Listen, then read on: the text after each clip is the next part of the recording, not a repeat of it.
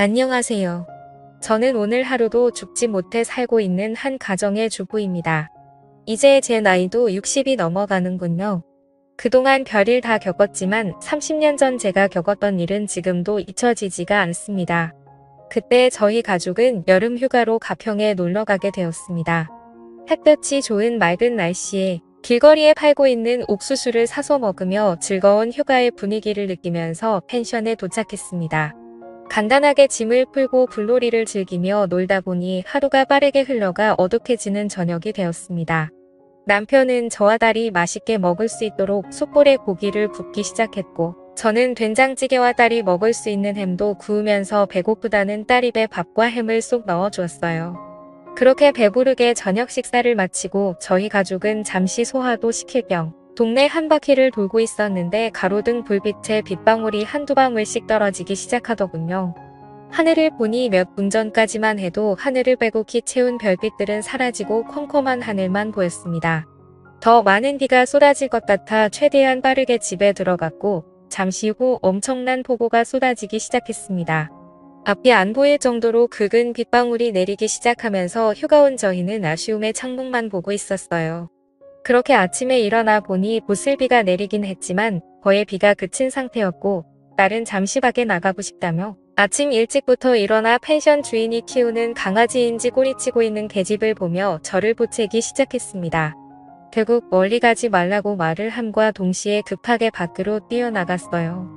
남편은 짐을 싸고 있었고 저는 아침을 준비하며 강아지와 함께 놀고 있는 딸을 불렀는데 몇 번을 불러도 아무런 대답이 없길래 이상해서 밖으로 나가보니 어딜 갔는지 방금 전까지만 해도 있던 딸이 없어졌어요. 너무 놀라 남편을 불렀고 주변을 뛰어다니며 정신없이 찾아다녔지만 결국 찾지 못했습니다. 아침에 딸과 나는 몇 마디의 대화가 마지막일 거라고 전혀 생각하지 못한 저는 오열하다 정신을 잃었고 결국 그때 당시 6살이었던 딸은 저희 곁으로 다시는 돌아오지 못했어요.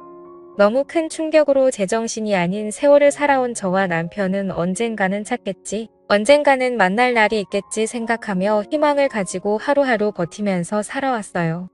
그렇게 살아오다 보니 어느덧 30년이라는 시간이 지나버렸어요. 그만큼 저와 남편도 세월 앞에 장사 없다고 60대가 되어버렸어요. 그러면서 시간이 흐른 만큼 딸에 대한 기억도 희미해지고 그리움의 감정도 무뎌지고 있었어요. 지금 만나게 된다면 40을 바라보고 있을 아이일 텐데 존재를 알 수 없으니 생각하면 할수록 가슴이 미어져 왔어요. 그렇게 언제 올지 모르는 딸을 기다리며 삶을 살아오고 있는데 갑자기 저희 집 문을 누군가 두드리기 시작했어요. 저녁밥을 차리고 있던 남편과 저는 아무도 찾아오지 않을 시간에 문을 두드리니 이상하게 생각했고 제가 현관으로 나가 누구냐고 물어봐도 대답이 없자 그냥 무시하고 돌아섰는데 현관 밖에서 엄마라고 말을 하고 있는 목소리가 제 귀에 맴돌았습니다. 저는 순간 몸이 멈추었고 엄마라고 들렸던 목소리에 제 심장이 뛰기 시작했습니다. 너무 놀라 급하게 현관문을 열었고 제 앞에 서 있던 여자는 저를 보면서 눈물을 흘리며 엄마라고 외치고 있었습니다. 갑작스럽게 제 집에 찾아온 여자를 보고는 당황도 하였고 긴가민가한 상태로 아무 말 없이 얼굴을 보고 있는데 뒤이어 남편도 달려나오자 남편을 보고 아빠라고 말을 하며 눈물을 흘리고 있었습니다. 현관 앞에 우두커니 서 있게 할 수 없어 일단 집으로 들어오게 했고 마침 저녁을 먹으려고 준비하고 있었기 때문에 셋이서 저녁을 먹게 되었습니다. 남편과 저는 너무 놀라 셋이서 밥을 먹고 있으면서도 너무 얼떨떨했고 일단 밥부터 먹고 천천히 대화해보기로 했습니다. 밥이 코로 들어가는지 입으로 들어가는지 모를 정도로 딸이라고 찾아온 여자의 얼굴을 보느라 정신이 없었고 그렇게 식사를 마치고 과일을 먹으며 하나하나 물어보기 시작했습니다. 저는 우리 집은 어떻게 알고 찾아온 거니 지금까지 이사 안 간 이유가 언젠가는 찾아오겠지 생각하며 기다리긴 했는데 여자는 지금은 예전의 기억이 잘 떠오르진 않지만 엄마랑 어렸을 때 펜션에 놀러가서 강아지랑 놀고 싶다고 말했는데 그때 옆에 지나가는 강아지 보고 뒤따라 가다가 산속으로 들어가게 되면서 길을 잃어버렸어요. 다시 부모님이 있는 쪽으로 돌아가려 했지만 너무 멀리 와버린 건지 찾으려고 하면 할수록 점점 더 깊은 곳으로 들어갔고 날이 어둑해지고 지치게 되면서 정신을 잃었는데 눈을 떠보니 어느 할머니 집에 있었어요. 깨어난 저를 보고는 음식을 챙겨주셨고 그렇게 부모님을 찾아준다는 할머니의 말에 함께 지내게 되었죠.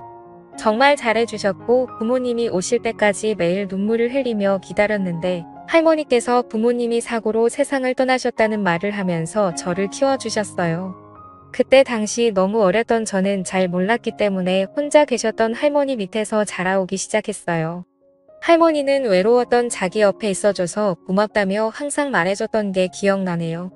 정말 잘해주셨는데 할머니께서 몸이 많이 안 좋으셨는지 저는 결국 부화원에 들어가 성인이 될 때까지 살다 보니 어렸을 적 엄마가 주소를 말해줬던 게 어렴풋이 성수동이라는 동네와 저의 집이 인사주택으로 되어 있다는 것만 기억해 시간이 될 때마다 그런 곳 위주로만 돌아다니면서 동네 주민분들 중 연세 드신 분들에게 돌아가신 부모님 관련된 소식을 듣고 싶어 물어보며 돌아다니며 세월을 보냈는데 동네 주민분들과 대화를 하던 중 그때의 일들을 기억하고 계시는 할머니를 만나게 되면서 부모님께서 살아계시다는 말을 듣게 되었고 여기까지 오게 되었어요. 이 말들을 듣고 있는데 저는 눈물을 흘리고 말았습니다.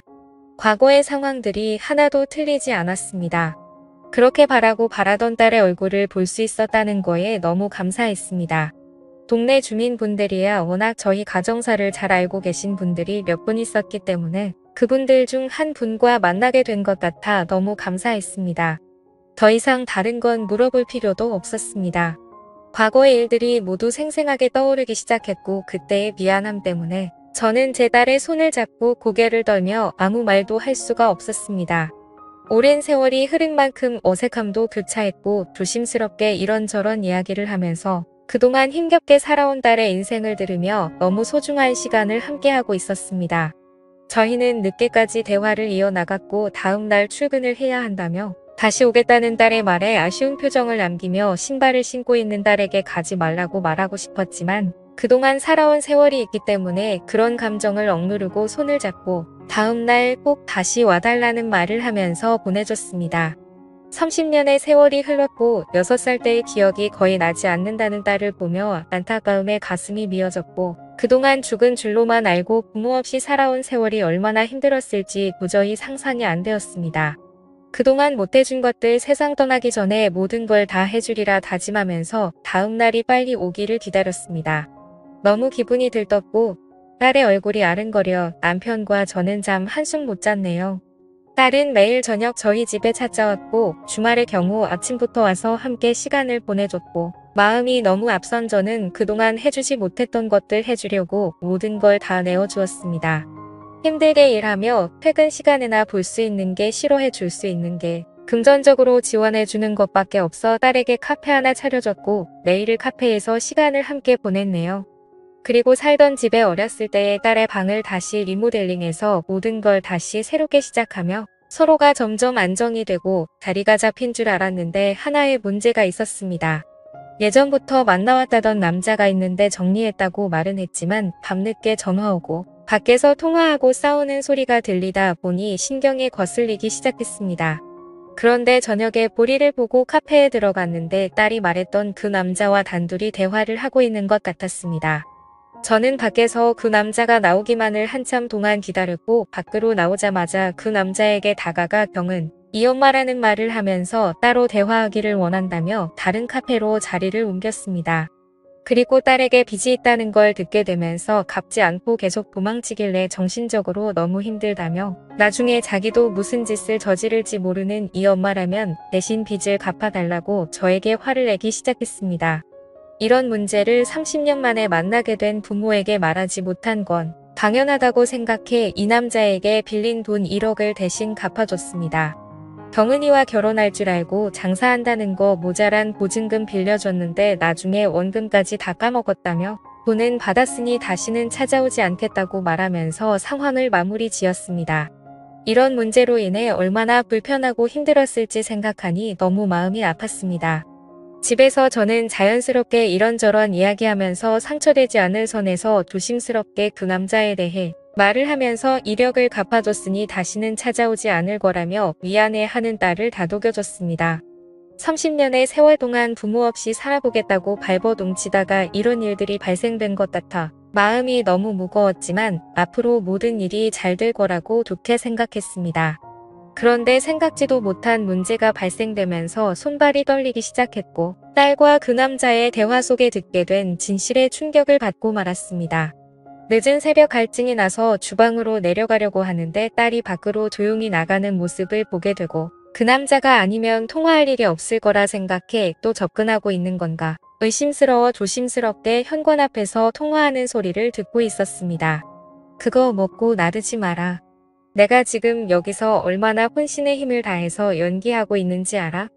여기 완전 부자인 거 알지? 이 집이며 돈이며 모두 내 거가 될 거니까 조금만 기다려.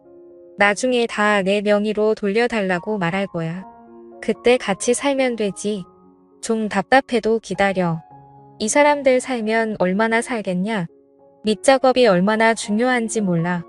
일단 이력 받은 걸로 생활비 좀 하고 있어. 그리고 나 지금 이렇게 나와서 통화하면 안 돼. 제발 전화 좀 그만해. 이러다 들키겠어. 지금 거의 마무리되고 있는데 모든 계획이 실패했으면 좋겠어. 제발 생각 좀 하고 살자. 우리 인생도 좀 펴야 할 거 아니야. 의심을 사게 되면 나중에 유전자 검사하자고 할지도 모르잖아. 그럼 빼박이야. 내가 전화할 때까지 무조건 기다려. 그럼 끝낸다. 이 말들을 현관 앞에서 듣고 있는데 몸이 굳어 움직이지도 않았습니다. 저는 몸을 피할 힘도 없어 딸이 보이지 않는 곳에 주저앉아 숨었고 방에 들어간 모습을 확인한 후 저도 힘들게 방으로 들어갔습니다. 도저히 믿을 수 없는 말들을 듣게 되면서 무서움에 자고 있는 남편을 깨워 이 사실을 말하려 했지만 받아들이기가 너무 힘들었네요. 그만큼 기다려온 딸인데 아니었다고 돈 때문에 접근한 거라고 말을 하면 분명 쓰러지고 말 겁니다. 저도 지금 힘겹게 정신 붙들고 있는데 혈압이 높은 남편은 아마 이번 일이 밝혀지면 세상을 떠날 수도 있을 것 같다는 불안감에 모든 상황 조용히 해결해야겠다 생각했고 다음 날 남편과 저에게 애교 부리며 딸 행세를 하고 있는 의문의 여자에게 아무렇지도 않게 평상시대처럼 행동했습니다. 이 여자가 계획한 것처럼 그냥 우리가 세상을 떠날 때까지 조심이라도 하면 될 것을 이런 사실을 걸려서 또 다른 상처를 줬다는 게 버티기가 너무 힘들었네요. 남편은 출근하고 의문의 여자도 카페로 출근을 했습니다. 저는 친구들 만나야 한다며 저녁에 카페에 들린다고 웃으면서 말했고 아무도 없는 집에 혼자 남아 의문의 여자 방에 들어가 바닥에 떨어진 머리카락들을 주워서 유전자 검사를 진행했습니다. 통화 속에 나온 진실에 유전자 검사할 필요도 없었지만 그래도 믿기 싫어 확인해보고 싶었습니다. 집에 돌아와 한참을 멍하니 있으면서 함께 찍었던 사진들과 추억이 모두 거짓이었다니 생각하며 핸드폰에 담긴 추억들을 보며 한참을 울었고 저녁이 되고 길 건너편에서 열심히 웃으며 일을 하고 있는 의문의 여자를 보고 있으니 그냥 이대로 살까 딸로 받아들이고 살까 다시 예전으로 돌아가기 이대로 모른 척하고 살다가 세상 떠났으면 좋겠다는 생각이 들었습니다.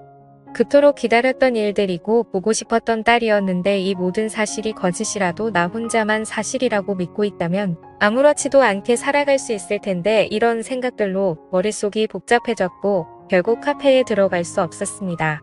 그렇게 평상시 대처하면서 행동을 하면서 지내오다 보니 유전자 검사 서류가 도착했고 떨리는 손을 힘들게 진정시키며 뜯어보니 그 안에 있던 서류에서조차 거짓으로 말을 해주고 있었습니다. 저는 결정을 해야 했고 결국 원래 우리의 삶으로 돌려놔야겠다 생각해 퇴근하는 남편 딸로 만나 차 안에서 조용히 대화를 이어나갔습니다. 그런데 남편에게 듣게 된 더 충격적인 말은 저보다 더 먼저 이 사실들을 알고 있었던 겁니다. 정이 집에 와서 살 때부터 유전자 검사를 진행했었고 사람을 붙여 모든 행동들을 다 관찰하고 있었다며 생각지도 못한 남편의 말들에 너무 놀라고 말았습니다. 제가 그토록 보고 싶어 했던 딸이었기 때문에 차마 말을 할 수 없었다며 정신적으로 힘들어할 저를 생각해 진실이 드러날 때까지 기회를 엿보고 있었다고 대화를 이어나갔습니다. 결국 남편과 저와 둘 다 의문의 여자가 돈 때문에 저희한테 접근한 걸 알게 되었고 남편은 벌써 경찰에게도 이 사실들을 말해놓은 상태로 기회만 엿보고 있었던 겁니다. 그렇게 형사분들과 함께 집에 들어갔고 반갑게 웃으면서 저를 맞아준 딸이라고 생각한 의문의 여자의 팔에 수갑이 채워지면서 모든 상황은 종결되었습니다. 그리고 드디어 저와 만났던 그 남자 또한 잡히게 되었고, 너무나 저희 과거를 잘 알고 있었던 의문의 여자의 입에서 나온 말들은 제가 동네에서 지인들과 만나면 과거 딸과 헤어졌던 일들을 자주 말을 하면서 지내왔기 때문에 그런 말들을 녹음하고 계획해서 범행을 저질렀다고 털어놨습니다. 제 입에서 나온 말들로 계획했다는 거에 너무 놀랐고 그 여자와 남자는 사기죄로 구속 조치가 이루어졌네요. 과거의 아픈 기억들을 비우미로 범행을 저지르려고 계획했다는 거에 정신적으로 힘든 시간들을 보내게 되었습니다. 집에 들어와서 자식이라고 생각했던 그 여자와 함께한 화상의 흔적들을 지우면서 아직까지 돌아오지 않은 진짜 딸을 생각하며 눈물을 흘리고 말았습니다. 언젠가 분명 살아있고 엄마 아빠를 찾고 있을 우리 딸 경은아, 만약 이 사연을 접하게 된다면 꼭 연락 바란다.